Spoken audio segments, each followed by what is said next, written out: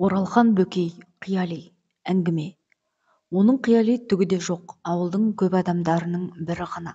Бірақ қиялилау екені де рас, жұрттың бәрі айтып жүр. Әдейі күлдіру үшін істейді деп, ол жігіттің барған сайын ел аузынан тастамайтын қылжақбас атанып, бара жатқанын қызғанатындар да табылатын. Басқаларды білмеймін. Әйтеуір өзім қара жолдың шетіндегі қос бөлмелі ағаш үйге көзім түскенде, сол алқам-салқам қорасы бар, жұпыны баспананың маңында жыбыр-жыбыр ойнап жүрген балаларды көргенде, саршатамызша да ғажап өмір сүруге боларына илана түсемін. Қалай дегенмен қияли жігіттің тіршілігі көз етіп өскен кісілердің тәубесін есіне түсірері рас еді. Тәй-тәй басқан күннен әжесінің бауырында ерке шолжаң өскен саршатамыз тіпті ересек тартқанға дейін шандырланған кәрінің омырауын созғылап сора береді екен.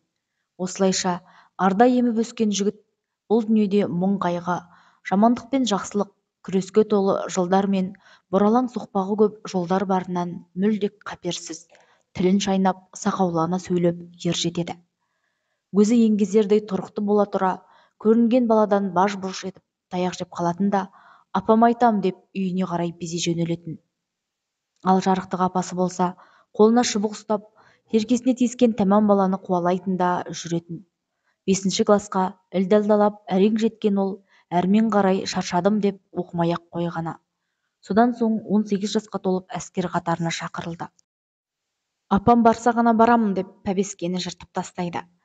Заң барлығымызға ортақ қой. Оның саудайлығын тыңдасын ба, дедектетіп ала жөнелгенде, апасы аудан орталығына дейін қалмай еріп барады.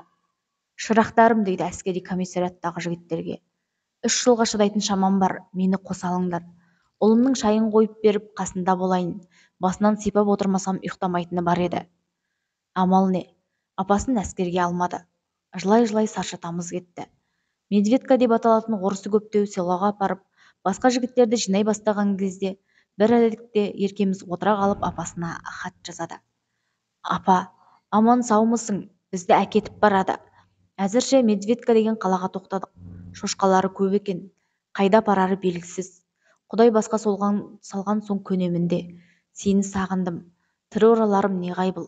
Мұнда соғыс басталып кетті. Жан-жақтан бомбылап жатыр. Неге екенін білмеймін, киімде қару да берген жоқ. Соған қарағанда ортамызда шпион болуы мүмкін. Қорқамын, апа, қорқамын. Саршатамыздың жан-жақты бомбылап жатыр деген сөзі тым бекер емес еді. 50 шақырымдай қашықтықта орналасқан Медведка селосы тұсындағы жолды жөндеп, Өскеменнен бері күншығысқа қарай шығыс Сақина саталар күре жол салынып, тау-тасты дәрі қойып қопарып жатқаны және рас. Үйде өскен бұзау секілді жігітіміз өмірдегі ондай жаңалықтарды қайдан білсін? Иә, бәрі де жаман апасының арқасы ғой.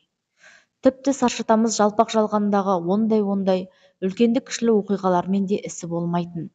Екі жағын таянып, түпсіз де шексіз ойдың жетегінде сұлық отырар еді. Дәл жанына келіп, әй сарша дегеніңше сені байқамайтын. Не ойлайтынын, қандай жаңалық ашқалы жүргенін күні бүгінге дейін ешкім білмейді. Жыл деген ер азаматқа сөз бекен. Жылай-жылай әскерге кеткен саршатамыз екі иығына екі кісі мінгендей азамат болып оралады. Әскер киімі өзіне жарасады. Сырттай қараған адамға соқталдай жігіт, тепсе темір үзетін еркек. Өкінішке қарай 3 жыл бойына солдаттардан таяқ жегенін апасына жазған бір сандық хаттары әшкерелеп қоятын. Сауатсыз қария әр келген хатты көрші келіншекке оқытып отырған. Ал келіншек білді дегеніміз бүкіл ауданға жайылды деген сөз. Оған қысылатын саршатамыз ба? 3 бөктетіліп өз үйінің табалдырығын аттады. Төбесі үйдің бел ағашын тіреп тұрып, «Здрасте» деген екен. Етегіне сүріне жүгірген апасы мойнынан құшақтап, бетінен сүймекке ұмтылады, бірақ серейген саршатамыз иілікпейді. «Құлыным-ау, аман есен келдің бе?» деп жабысады. «Келдік, апа, келдік». «Құлыным-ау, дені қарының сау ма?» деп тырмысады. «Сау, апа, сау». Орнатқан діңгек секілді бүгілмейді. «Жарығым-ау, әйтеуір бітіріп келдің бе?» «Шабаш, апа, бітті» деп қолын бірақ сермеп отыра кетті. Ал апасы болса жүгіріп далаға шығып көрші кемпірлерге «Құлыным әлгі шабашын бітіріп келіпті» деп қуана хабарлап жүр. Қыс еді. Командировка алып ауылға бардым. Кейінгі жылдары қараз жауатын болып жүр. Қызыл асықтан ғана келетін күпсекті Алтайдың желі бұта қараған сай-салаға айдап тығып тастайтынды. Аудан мен екі ортаға күніне бір-ақ рет қатынайтын автобус сонау қырдан бері саркүшіктей домалана көрінсе болды, аялдамада құжынап тұрған ауыл адамдары лап ете түсер еді. Одыраңдап келіп, түтін бүрке тоқтаған шағын автобустың жүргізушісі біразға дейін кергіп ашпай қоятын. Қораздана басып дүкенге кіреді. Түк шаруасы жоқ болса да почтаға бас сұғады. Темекісін асықпай тартып, қыстың қақаған суығына қарамай, түкіріктеп тұрып мұқият сулап, тұқылын аяғымен мыжғылап өшіреді. Шырт-шырт түкіреді. Содан соң ғана 45 тиындарыңды дайындаңдар деп саңқ етер еді.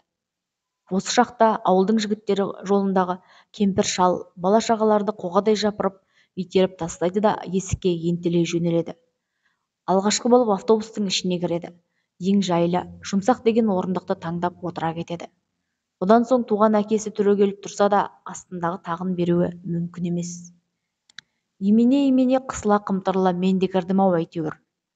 Отырғандардың барлығы танымайтын адамдай бетіңе бақырая қарайды. Кейбір иманы барау дегендері болса, көрмеген кісідей теріс бұрылады. Көп жылдан бері Саршатамызды жолықтырмап едім. Тегінде кассир отыратын жалғыз кісілік көлденең орындықта қырау басқан терезені тілімен жалап тесіп, сонау қар басқан тауларға көз сата үңіліп отыр екен. Ол аудан орталығына жақындағанша тіс жарып жаға ашпады. Сол ойланған қалпы, ешкімге де еш нәрсеге де мән бермеген қалпы сыртқа қадалып қалған. Жігіттер сөйлетеміз бе деп әрі-бері қашап көріп еді, құлағына да ілген жоқ. Естімеген кісідей меңірейіп отыра берді. Соншалықты ауыр ой үстінде. Суық сорған қоңырқай жүзі, түк-түк жағы, жарланып біткен қабағы астындағы оты аз, бірақ алақандай ауқымды көзі бар барлығын барлаған адам енді бірер сәттен соң ұлы жаңалық ашатындай салмақты да салиқалы дидарын көрер еді. Саршатамыздың түбінде құрық бойламайтын терең қиялының сыры ауданға бір шақырымдай жер қалғанда ғана ашылды. Жігіттер деп орнынан ұшып түрегелді.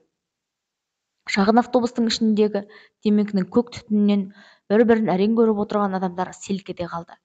Жігіттер деп тағы да қайталады. Егер бір қойма астыққа бір шібиді қоя берсе, неше жылда жеп тауысар еді? Саршатамыздың ауылдан шыққаннан бері бас қатырып, сарыла ойлап отырғаны осы екен. Расында да, неше жылда жеп тауысар еді?